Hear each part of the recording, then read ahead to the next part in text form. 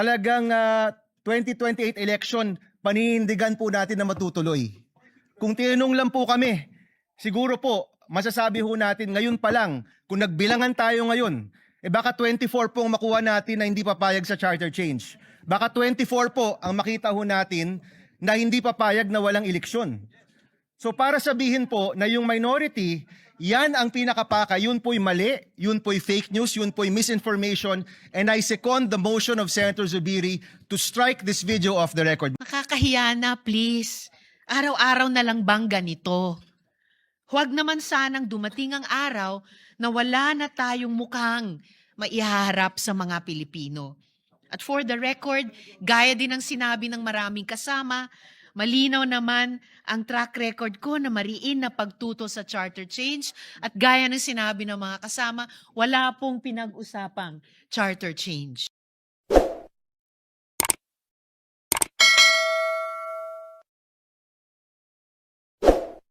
Magandang araw, Madam President, mga kasama. I rise to second the motion of Senator Zubiri. Dahil yung video po na nakita ho natin, marami hong pagsisinungaling. Unang-una po, klaklaruhin ko po, we have been meeting as a minority maybe 2 times a week. No? Baka naging 3 times pa yan. At ni isang beses po na pag-usapan ang constitutional change. Hindi ho yan binanggit ni former Senate President Soto, ni Senator Lacson. Hindi ho yan nabanggit ni isang beses. Wala hong pag-push, wala pong nagsabi, mag-meeting tayo para mag-chacha, para mag-conas, wala pong nangyaring ganyan. Unang-una pong fake news. Pero nais ko pong balikan yung video. Ano po ba yung sinasabi ng video? Sinasabi po ng video, nagkaroon ng leadership change dito sa Senado dahil pinipigilan ang charter change o CONAS. Hindi ho ba? Yan po yung ibig sabihin ng video, na yung bagong mayorya nagsama-sama para pigilan ang isang charter change. Tama ba ako, mga kasama? Yun yung ibig sabihin ng video eh. Kung yun po yung ibig sabihin ng video, at dahil nagkaroon ng leadership change para pigilan ang CONAS, marami pong naniwala sa fake news. Dahil wala po yan sa kahit anumang plano ng mayorya. When we were in the majority, there were 15 members of the majority. 4 po dyan, kasama na po ngayon ng bagong mayorya. Ni isang beses po, hindi na pag-usapan ang charter change sa anumang meeting po namin. Ni isang beses, hindi po na pag-usapan ang CONCON o CONAS. Pagdating ko po dito sa Senado, ngayong 20th Congress, ni isang beses, hindi ho yan nabanggit. In fact, Mr. President, I don't even know kung merong nakafile. Meron bang nakafile na chacha o CONAS o CONCON ngayon in the 20th Congress? Palagi ko wala. Sabi po ni Senator Pangilinan, wala man silang napakinggan. Any motion, any bill on charter change, wala po. So kung sasabihin niyo po sa amin, ang rason kung bakit nagkaroon ng leadership change ay para pigilan ng isang CONAS o CONCON, ibig po sabihin yan, maraming naniwala sa fake news. Dahil hindi po totoo yan. Unang-una. Pangalawa, sa totoo lang po, marami ho dito ipaglalaban ang 1987 Constitution. Marami po dito hindi papayag na baguhin yan sa terminong ito. Marami po dito, hindi lang sa mayorya, pati rin po sa minority, ang magsasama-sama para hindi mabago ang 1987 Constitution. At higit pa po dito, ito pong sasabihin ko, marami rin po dito hindi papayag sa isang no election scenario. Siguro po, kung tinanong kami, kayo ba dito ay para sa charter change? Baka po makita po ng ating distinguished lady na marami po ditong sasang-ayon na ayaw natin ng charter change. Kung nagtanong lang po, ilan ba dito talaga yung ayaw ng eleksyon? Baka malaman po lahat tayo dito. Talagang 2028 election, paninindigan po natin na matutuloy. Kung tinanong lang po kami, siguro po, masasabi ho natin ngayon pa lang, kung nagbilangan tayo ngayon, baka 24 po ang makuha natin na hindi papayag sa charter change. Baka 24 po ang makita ho natin na hindi papayag na walang eleksyon. So para sabihin po na yung minority, yan ang pinakapaka, yun po'y mali, yun po'y fake news, yun po'y misinformation, and I second the motion of Senator Zubiri to strike this video off the record. Maraming salamat, Mr. Chairman, Madam President. Thank you, Senator Bamakino. We recognize Senator Raffy Tulfo.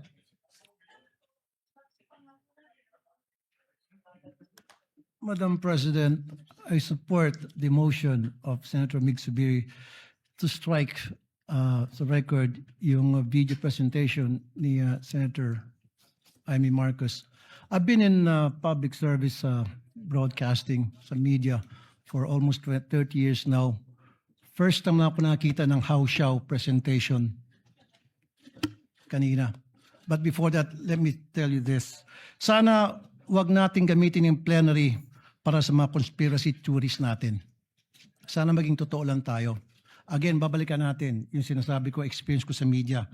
30 years na po ako sa media. Kapag ako po or anybody from the media, professional, legit, hindi yung house show, pag nag-expose, gumawa ng expose, binabakapan yan ng video related doon sa expose, hindi yung gawa-gawa, hindi yung katang-isip, hindi yung opinion. Pag naglabas ng expose ang isang tao, especially dito sa bulwagang ito, dapat related doon sa sinasabi noong senador. Just like what Senator Zubiri said, nakita niyo naman po, Madam President, every time na ako'y gagawa ng expose, every time na ako'y gagawa dito ng privilege speech, at yung privilege speech ko, binabakapan ko po ng mga sumbong, actual na mga sumbong ng mga taong lumalapit sa aking programa at dinadala ko rito para mabigyan ng solusyon ang problemang inilalapit sa akin. At hindi po yung opinion lamang. Ganun po dapat tayo rito. Now, ilang beses na po tayo nagpalit ng liderato dito sa Senado. Every time nagkaroon ng palitan, ngayon lang po ako nakita na nagkakaroon ng kaguluhan. Why? What's wrong? Dapat hindi na po. Let's move on. Kasi nasasayang po yung oras natin dito, puro na lang bangayan. The people have spoken. Sinasabi nila, enough is enough. We've been like a circus for the past few days. Pinagtatawanan po tayo. I was out there last night. Pag naglalakad ako, kinakausap ko ng mga tao, ano nangyari sa Senado? Ano bang nangyari sa inyo? What's going on? Nakakaya na po. Ang panawagan ko, magtrabaho na lang po tayo. Itigil na po natin to mga kung ano ng mga nasa katang-isip natin.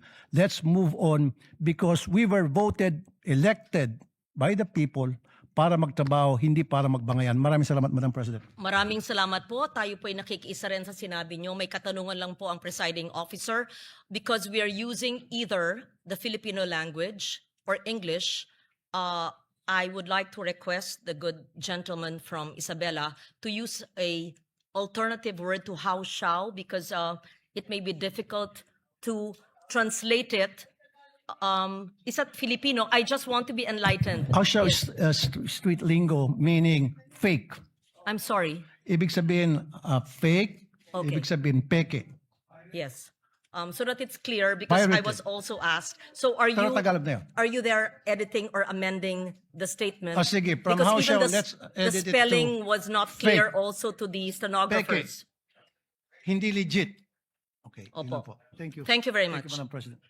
Since we're talking about parliamentary language, may we also cite that everyone uses either English in its traditional form and Filipino and or other languages of the 120 languages of the Philippines. Thank you. Senator Risa Ontiveros. Thank you.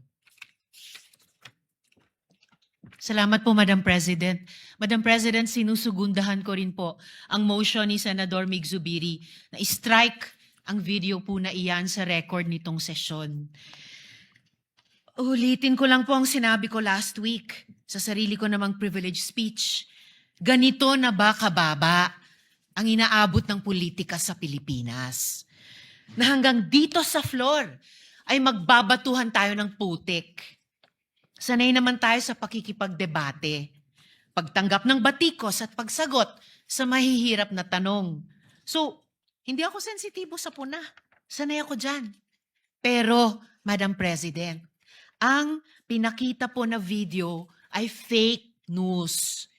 Hindi ko yan pwedeng hayaan kasama ng ating mga kasama na andyan na lang unchallenged. Delivering a privileged speech is not the same as having the privilege to have fake news entered into the official record as if it were evidence. The materials presented made serious claims about the intentions of fellow senators, including allegations about pursuing charter change without presenting proof sufficient to support those conclusions. Kung may alegasyon tungkol sa charter change, ipakita ang boto, panukala, o aksyon. Huwag naman hahantong pa, gaya ni sinabi ng kasama natin, sa conspiracy theories. Dear colleagues, we can argue hard without lowering the dignity of this chamber. Last week, nag-privilege speech po ako tungkol sa barilan dito sa Senado. Napakarami pong nagsabing magtatanong sa akin pero wala naman ngayon. At ngayon, may bago na naman pong kwento. Ibang storya na naman po ang gusto ngayong linggo. Nakakahiya na, please. Araw-araw na lang bang ganito? Huwag naman sanang dumating ang araw na wala na tayong mukhang maiharap sa mga Pilipino. At for the record, gaya din ng sinabi ng maraming kasama, malinaw naman ang track record ko na mariin na pagtuto sa charter change at gaya ng sinabi ng mga kasama, wala pong pinag-usapang charter change. Muli, Madam President, for the record, sinusugundahan ko po ang motion. Salamat po, Madam President. Thank you, Senator Risa Ontiveros. May we recognize Senator J.V. Ejercito. Yes, thank you, Madam President. Likewise, may I also put on record that I support the motion of Senator Zubiri that the privilege speech of our colleague be stricken off the records. And Madam President, allow me to explain. Let us not allow this august institution to be used as a platform for disinformation. Fake news is already a serious problem in our country, one that continues to mislead the public, distort important issues, and erode trust in our institutions. Sinisigundahan ko rin ang mga pahayag ng aking pong kasamahan kanina, yung pong Constitutional Assembly, Charter Change or People's Initiative, kailanman hindi namin napag-usapan o kailanman hindi napag-usapan ng lahat dito sa Senado. At siguro kung magbabalik na ho tayo, Madam President, naalala ko po, siguro first time in history that 24 senators came up that rostrum declaring that we are all in unison against People's Initiative, against Charter Change, and against any Constitutional Assembly. So hindi pa ho natin kailanman pinag-uusapan yan kailanman. Precisely, Madam President, we are policymakers. We carry a greater responsibility to uphold the truth and set a higher standard in our public discourse. Madam President, sa atin po, sa akin na lang po, personally, I feel sad about what is happening to our institution lately.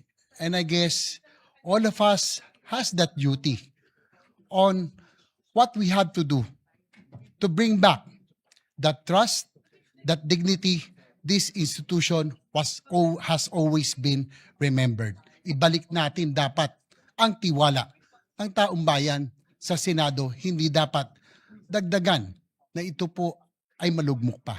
Ibalik ang tiwala sa Senado. Maraming salamat po, Madam President.